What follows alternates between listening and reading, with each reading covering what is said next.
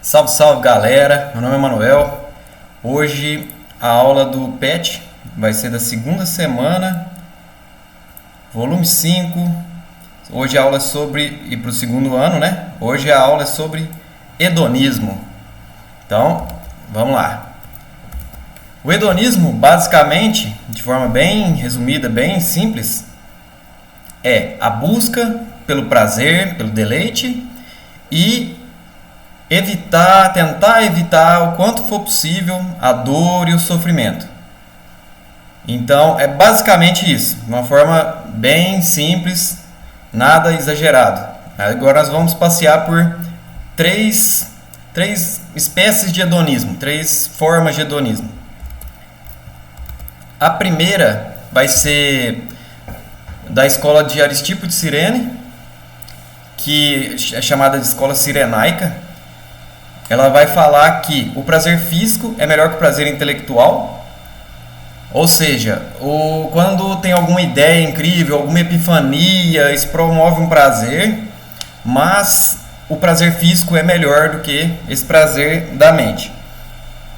E além disso, o prazer ele é melhor agora, o prazer imediato, nesse momento. E não lembrar de um prazer que teve há algum tempo ou imaginar algum prazer que vai ter no futuro. Isso também não tem a potência do prazer imediato, do prazer de agora, desse momento. Aristipo também defendia que o altruísmo, a justiça e a amizade são prazerosos. O altruísmo é interessante porque na medida que você ajuda pessoas, na medida que você faz bem para as pessoas, você também sente um prazer. Então, essa era a ideia do Aristipo. E um ensinamento interessante é que a pessoa sábia, ela vai evitar punições, ou seja, ela vai tomar cuidado de respeitar as regras e as leis para evitar punições, evitar problemas para si. E principalmente, a pessoa sábia não será escravizada pelos prazeres. Isso é muito interessante, porque se uma pessoa se torna viciada, ela corre o risco de ficar presa. E isso, em algum momento, isso vai provocar problemas, vai provocar dor, vai provocar sofrimento. Então é melhor evitar a escravização pelos prazeres. Outra escola, outra área, outra escola hedonista é o epicurismo, fundada pelo Epicuro. E ele defendia que o melhor prazer é aquele prazer moderado, equilibrado e durável a longo prazo, aquele que você consegue manter a longo prazo. Ele não era favorável de um prazer intenso, insano, não. Epicuro acreditava que o melhor prazer era aquele que ele era bom, constante, equilibrado. E para atingir esse prazer, tinha duas coisas que ele defendia principalmente. A ataraxia, que é a ausência de perturbações. Então, ter tranquilidade, ter serenidade. E dois, a aponia, que é a ausência de dor física. Não sentir dores, não evitar as sensações dolorosas, especialmente as corpóreas. Epicuro recomendava que a gente buscasse conhecimento, conhecer a natureza, entender o funcionamento da natureza, para ajudar a trazer paz, para a gente não ficar perturbado com o desconhecimento do mundo. Então a gente tenta conhecer o mundo para ficar em paz nesse mundo. Buscar amizade e ter uma vida equilibrada, sem excessos. E uma coisa curiosa de Epicuro é que ele não recomendava participação política. Ele recomendava a abstenção. Não se envolva com política. Por que disso? Para evitar problemas, para evitar perturbações. Então você se abstém da política para não ter problemas, digamos assim, para evitar maiores problemas.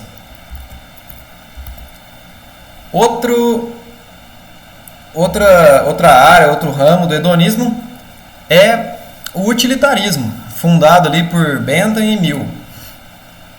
O utilitarismo é uma teoria consequencialista. Isso quer dizer que o que importa são as consequências dos atos. Você faz algo pensando no que isso vai gerar, nas consequências disso. Então a ideia é pensar sempre num futuro próximo, ou a médio prazo. Pensando sempre, se eu fizer isso agora, o que vai acontecer em médio prazo ou logo em sequência, logo em seguida? O que será que acontece? E a ideia do utilitarismo é fazer aquilo que traga o maior bem para o maior número de pessoas. Essa é a ideia utilitarista. Então, o prazer ele deixa de ser uma coisa individual, ele deixa de ser uma coisa para mim e se torna uma coisa coletiva. Eu quero o prazer para maior quantidade de pessoas. Então, a ideia passa de um prazer individual para um prazer coletivo. E é muito importante lembrar, muito importante ressaltar, que no utilitarismo todos os envolvidos têm que ter peso igual. Ou seja, não importa se a pessoa é branca, negra, amarela, não importa se a pessoa é rica, pobre, não importa se a pessoa é homem, é mulher, é transexual, não interessa. Não interessa se é meu parente, se é meu amigo, se é alguém que eu não conheço, não interessa. Nesse cálculo utilitarista, todas as pessoas precisam ter peso igual. Isso na prática a gente sabe que é problemático, porque a gente tem a tendência de tentar proteger ou tentar cuidar mais das pessoas que são próximas, das pessoas que a gente conhece. Então, assim, na teoria é bacana demais, mas na prática nem sempre é tão fácil assim de aplicar isso. Um problema para o utilitarismo que é curioso é pensar nesse exemplo. Imaginem que tem no hospital 4 pessoas precisando de transplante de órgãos. Cada uma dessas 4 precisa de um órgão diferente. Se chega algum paciente bem, com um bom funcionamento do corpo lá, seria válido pegar esse paciente, matá-lo e usar os órgãos dele para salvar as outras 4 pessoas? Esse é um problema interessante, esse é um problema para o utilitarismo, porque se for puramente maximizar a felicidade ou maximizar o bem, nesse caso, possivelmente uma pessoa seria morta em prol pela vida de 4, né? Então esse é um problema curioso. E para questionar o hedonismo de forma geral, o epicurismo, etc., a gente pergunta, o prazer é a única coisa que importa? O que mais pode importar? O objetivo de vida pode ser importante? A justiça pode ser importante? O que mais? É só o prazer? O prazer tem que ser a medida mais importante? Essa é uma questão. E, por exemplo, se for puramente uma questão de prazer, se a gente pegar uma injeção de dopamina, injetar dopamina no braço, e aí? Eu vou ter prazer, mas isso é uma coisa boa? Eu devo fazer isso? Eu devo repetir isso sempre? Isso é uma coisa que vai me fazer feliz de fato? Ou só vai me dar uma sensação de felicidade? É uma questão importante também. E esse lance de evitar a dor e fugir da dor, nem sempre é uma coisa boa. A dor também pode ensinar muito pra gente. A dor pode trazer amadurecimento, pode trazer empatia, pode trazer um monte de coisas. Então, nem sempre evitar a dor é uma coisa que deve ser feita. Aqui tem uma imagem de realidade virtual. As pessoas estão com óculos de realidade virtual e elas estão imersas num cenário virtual criado por computador. Se a gente imaginar, por exemplo, que tem uma realidade virtual que ela parece melhor do que a nossa vida real, ela é mais prazerosa do que a nossa vida real. Ah, eu estou imerso em um jogo de coletivo com milhões de pessoas jogando no mundo e é super legal a dinâmica do jogo. E aí? Eu devo ficar nesse jogo? Eu devo me entregar a essa realidade virtual? Ou é melhor eu manter o pé no chão e saber que existe uma outra realidade, que é a nossa vida concreta, a nossa vida real, e que eu tenho que aprender a lidar com ela e aprender a gostar dela também?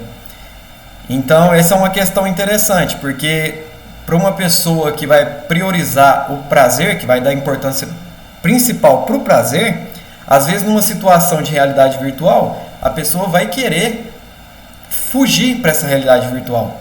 E isso é uma questão interessante para pensar também. Deixa eu sumir aqui um pouquinho.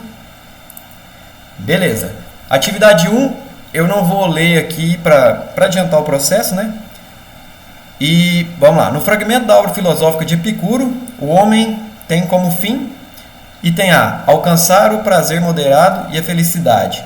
Certo, é isso mesmo que Epicuro desejava e queria para as pessoas. Então, a letra A já está certa. Já vamos marcar ela aqui, vamos eliminar as outras. Item B, valorizar os deveres e as obrigações sociais. Não, Epicuro não era um fãzão de participação política. Ele falava que as pessoas deviam se abster da participação política. Então, descarta. Item C, aceitar o sofrimento e o rigorismo da vida com resignação. Não, essa é a teoria dos estoicos. Os estoicos que pensavam dessa maneira. Elimina. Item D, refletir sobre os valores e as normas dadas pela divindade. Também não, porque Epicuro defendia que se existem deuses, eles não se importam com nós. Então, isso se existirem, talvez eles nem existam. Então também descarta o item D. No item E, defender a indiferença e a impossibilidade de se atingir o saber. Não é disso que está tratando, nós estamos tratando aqui do campo ético e político e não estamos falando de epistemologia aqui nesse caso. Então também descarta o item E. Atividade 2. Esse texto é muito legal, recomendo que vocês pausem o vídeo para ler, quem tiver interesse, que vai falar um pouquinho sobre a morte, e é um texto de Epicuro também. As duas questões são sobre a filosofia de Epicuro, epicurismo. Nesse caso aqui, era uma atividade da UEM de 2013 e tem 2 itens corretos. A prova deles é um pouquinho diferente. Ele não é apenas um item que está correto. Nesse caso aqui são 2. Vamos lá. Já vou mostrar quais são os 2 para ficar fácil aqui. Então, a morte pode ser um estado de ausência, a morte por ser, um estado de ausência de sensação, não é boa nem má. Justamente, é isso que Epicuro prega, que a morte é ausência. Você não tem mais dor, você não tem mais prazer, você não tem sensação de nada. Então, não tem uma questão de ser boa, ser má, ser triste, ser feliz. Não, é uma ausência de sensação. Simples. Letra B. A vida deve ser considerada em função da morte certa. Não, você não precisa viver pensando que vai morrer. Não é essa a ideia de Epicuro. Item C. O tolo não espera a morte, mas vive apoiado nas sensações e nos seus prazeres. Não, também não é uma questão de viver com sensação, viver com prazer e coisas intensas. Não, a ideia não é essa. Também não, descarta. Item D. A certeza da morte torna a vida terrível.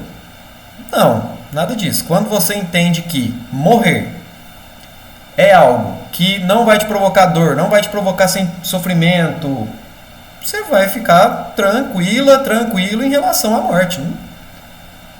É como se a gente tivesse... Sabe aqueles sonos em que você dorme e sonha com nada? Não vem nada à mente, você simplesmente dorme e acorda no dia seguinte.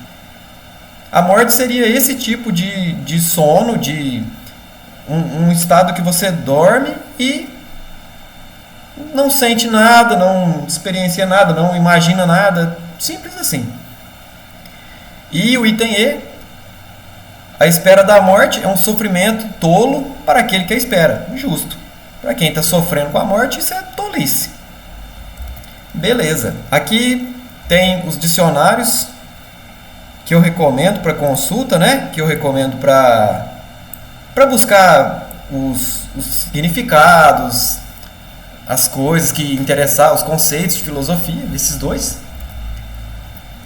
As referências, como sempre, o dicionário do Abagnano, e dessa semana a referência é o artigo da Wikipédia, né?